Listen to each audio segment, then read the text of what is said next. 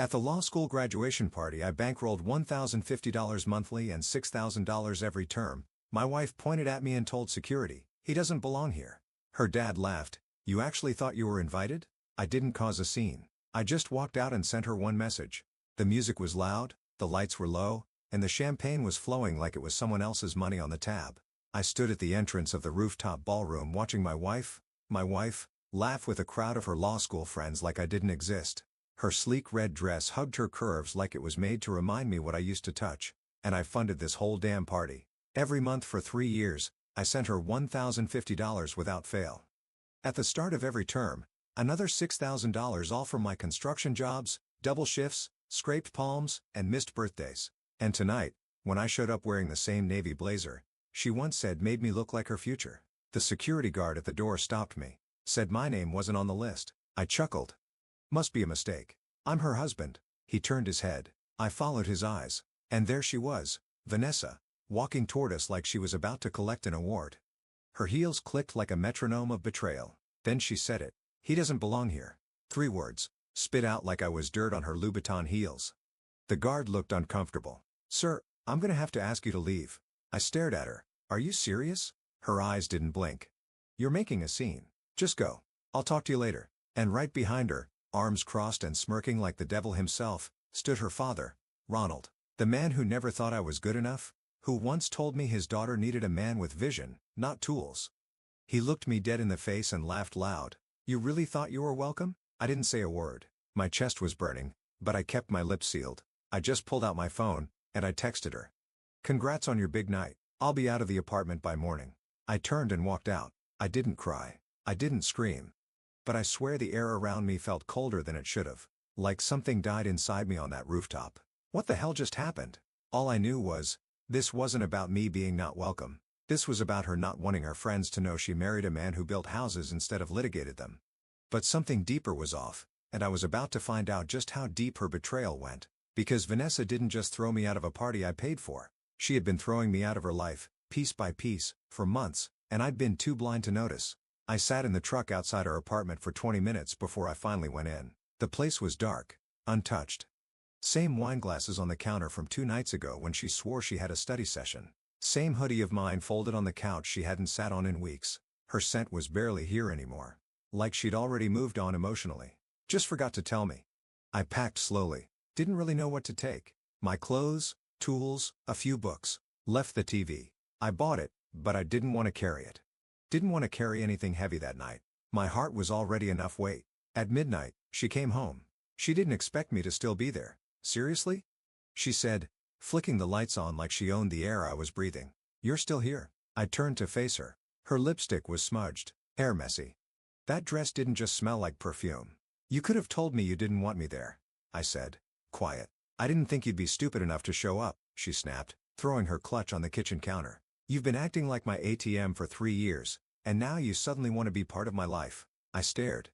"I thought I was your life." She rolled her eyes, laughed like I was some punchline. "You really thought a guy who installs drywall was going to sit beside me in courtrooms someday?" That laugh earned more than her words. "You used me," I said. 3 years of my life. My money. My time. My everything. "Oh my God, stop being so dramatic," she said, unzipping her heels. "I didn't use you. I just did what I had to do. You were convenient. Convenient. Like a loan. Like a piece of furniture. Like a warm body she didn't have to thank." I leaned against the wall, arms folded tight so they wouldn't shake. "Is there someone else?" She blinked. Pause. Too long of a pause. "No," she lied. I knew that pause. It was the same pause she gave me 2 months ago when I asked why she didn't come home after that group project. Same pause she gave when I saw a strange number on her call log saved under Molly. "You sure?" I said. "Because you're not good at lying anymore." She looked at me then like she was deciding whether to come clean or double down. "I don't owe you anything," she said finally. "Not anymore." That was it. The final nail. I didn't scream. Didn't hit anything. Just nodded. Then I walked out. 2 hours later, I got a DM from a guy I'd never met. Name was Blake. "Hey, man. I didn't know she was married. Found out tonight. I'm sorry. I'm out." Attached was a screenshot of her texts. Her half-naked selfies. The message, "He's just my sponsor. Don't worry about him. Sponsor." That's what she called me. I laughed. Laughed until I was coughing in the front seat of my truck at 3 a.m. parked behind a gas station. It wasn't just betrayal. It was humiliation. It was erasure. Like I'd never mattered. She was a scoundrel in designer heels. And I was just the fool who built her runway. But I wasn't done yet.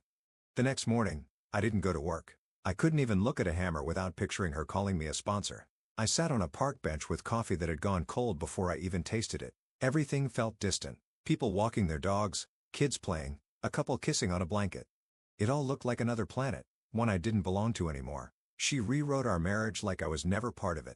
I spent 3 years waking up early, skipping vacations, taking overtime, saving every damn penny so she could chase her dream, so she could feel like she mattered in a world of suits and titles. I wanted her to win. I wanted her to feel powerful. And she paid me back by calling security on me at her graduation party, by sleeping with some Blake guy who had the nerve to message me like he was the victim. I opened that screenshot a dozen times, zoomed in on her words. He's just my sponsor. Each time it hit worse, like getting punched again while still bleeding from the first hit. Around noon, I drove back to the apartment. She wasn't there.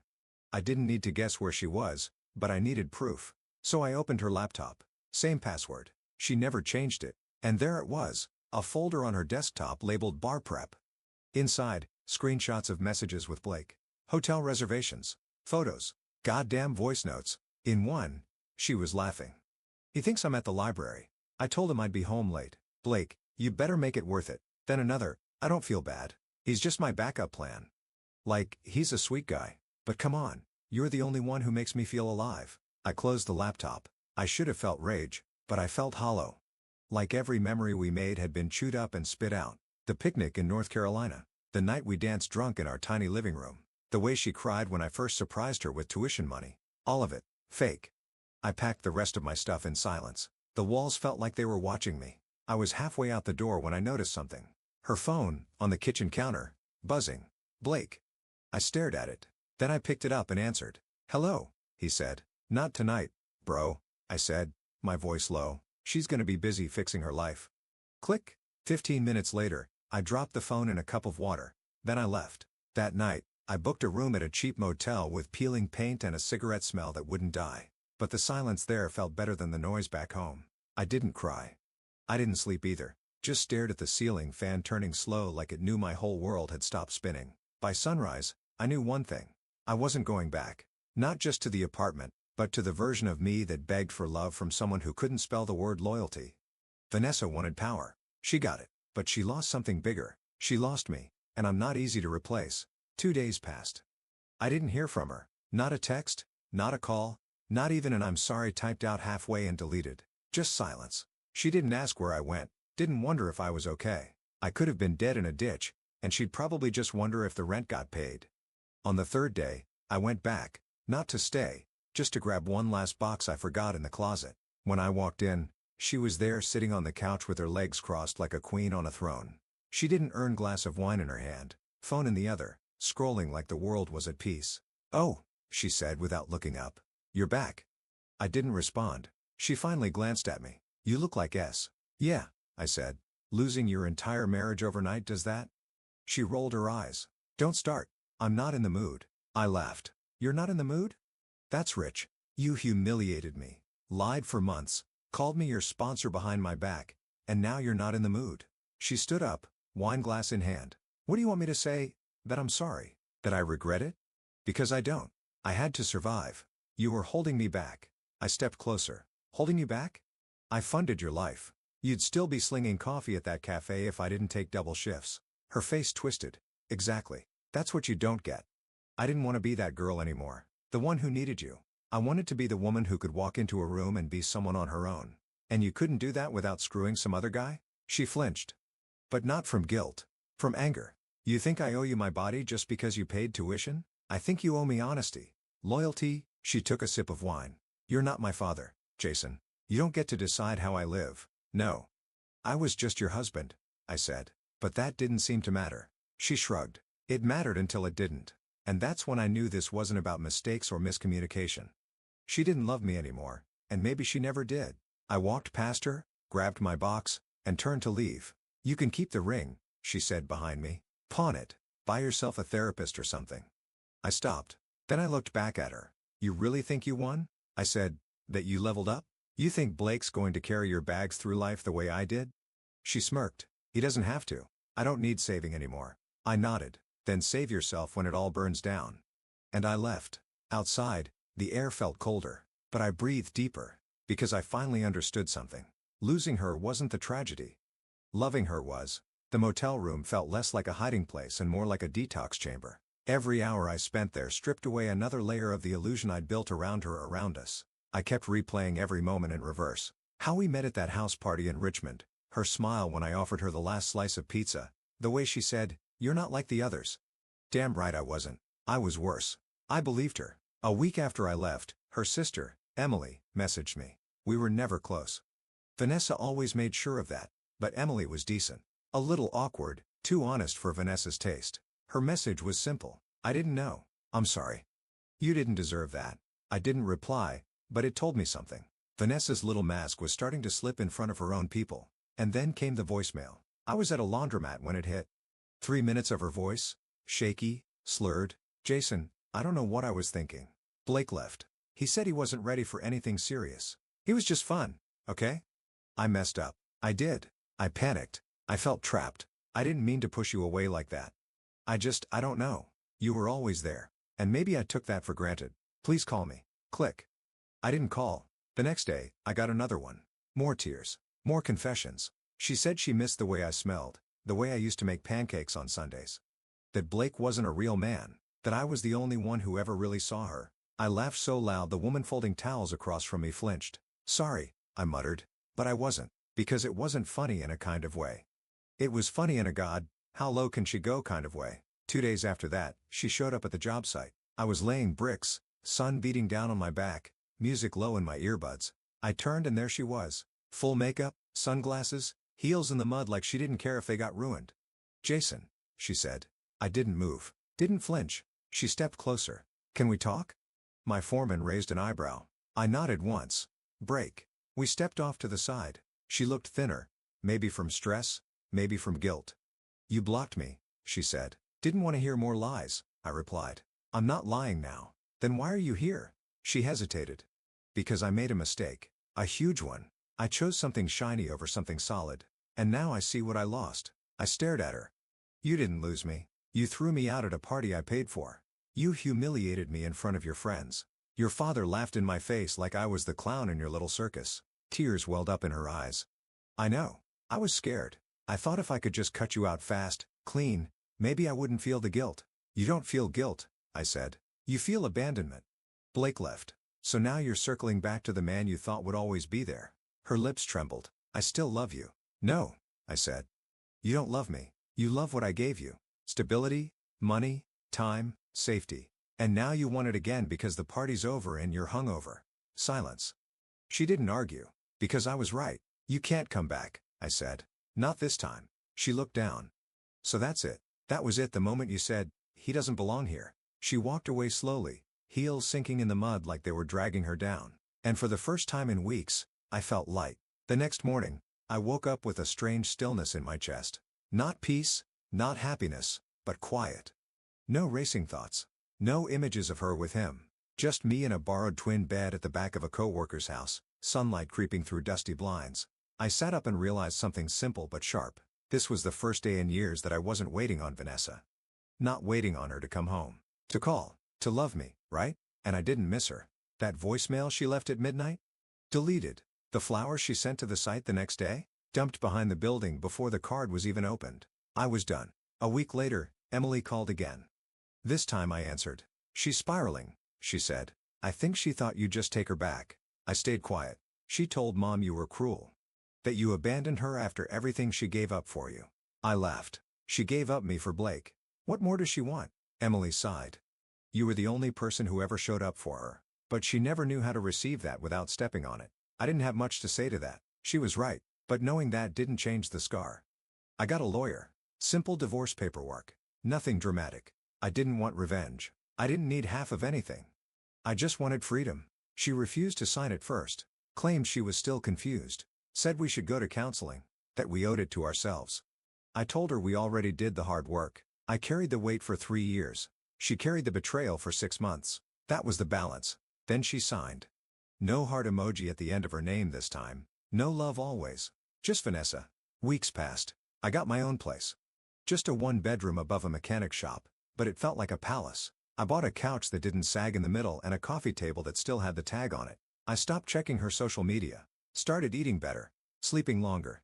One afternoon, while cleaning out an old box, I found our wedding photo. She was laughing, head tilted toward mine. I was looking straight at her, smiling like I'd won the lottery. I stared at it for a long time. Then I lit a match and watched it curl into ash in the sink. It didn't hurt. Not anymore. Because the man in that photo, he was gone. But the man I was now, he knew better. 3 months later, I saw her again. It was at a small coffee shop on the west side. The one with the chipped red stools and the best damn cinnamon rolls in town. I went there every Sunday morning now, like a ritual. My quiet corner of the world. She walked in wearing oversized sunglasses. Her hair pulled back, but I knew that posture. That self-important strut she used to call confidence, even when it was covering panic. She didn't see me at first. She was with someone, some new guy. Too young, maybe mid-20s, designer sneakers. That casual arrogance that screams money but not substance. They sat down, and I couldn't help but watch for a second. She laughed too loud. She leaned in too far, and when she thought he wasn't looking, she looked bored. I almost pitied her. Almost. But pity is a luxury you give someone who tried. She didn't. She destroyed, then pretended she was the one left broken. I turned back to my coffee, flipped the page in my book, and left without looking back. That was the moment I knew I was truly done. Not angry, not sad, not bruised, just done. People say time heals. They're wrong. Time just makes the wound visible in a different light, and in that new light, you see things clearer. Like how love can rot when it's planted in someone who doesn't know how to water it. Like how loyalty becomes a weakness when it's given to someone who sees it as control. A few weeks after that, I got a call from her mother. I didn't answer. Then a voicemail. Jason, I don't know what's going on between you two, and maybe it's not my place, but Vanessa's not doing well. She's been distant. Cold says she's fine, but I don't know. You were the best thing that ever happened to her. I thought you should know. I didn't call back because none of that was my responsibility anymore. I gave her the best parts of me. She used them as leverage, then traded them for sparkles. And now I was the one who finally had peace. It came slow. Not like a sunrise. More like a flicker that refused to die. I started saying yes to things I used to skip. Joined a boxing gym. Took a weekend trip alone. Bought a motorcycle I always told myself was too impractical. Started seeing someone too. Her name was Claire. Soft-spoken, sharp eyes, quiet strength. She didn't ask about my past much. Just met me where I was and stayed consistent. And I told her everything. Not right away, but when it mattered. She listened. Didn't flinch when I said the ugliest parts. Didn't try to fix me, just held the space. And for the first time since Vanessa told that security guard I didn't belong, I felt like I did. Not in her world. Not in some illusion, but in mine, and it was enough. It's strange how life folds back into place when you stop chasing the wrong corners. I used to think closure would come in some dramatic way, like a confrontation, a breakdown, maybe even an apology, but it didn't. Closure came in the quiet. It came the night I deleted her number without hesitation. It came the day I realized I hadn't thought about her for a whole morning. It came when I stopped needing answers because the truth was already plain. She betrayed me. She used me and I let her for too long, but I also walked away. I chose myself, finally. And maybe that's the most powerful thing a man can do when everything inside him is screaming to hold on. I'm not angry anymore. Not at her. Not even at myself. I learned that love without respect is just submission. That being loyal to someone who sees you as a tool will only ever drain you dry. That sacrifice, when unappreciated, becomes fuel for resentment. And now, when I look in the mirror, I see a man I actually respect. I didn't get revenge. I didn't ruin her life. I didn't need to. She'll spend the rest of hers looking for someone to make her feel whole again. And I hope one day she realizes it was never about who she was with. It was about who she refused to become. If you're reading this, if you're where I was, let me say this. Walk away. Not for pride. Not for ego. Walk away because no one who truly loves you will ever make you feel disposable. You don't need to burn her world down. Just rebuild yours, brick by brick, and make damn sure no one gets in unless they're worthy. I funded her dream. Now I'm finally building mine. Alone. Stronger. Wiser. And this time, I belong here.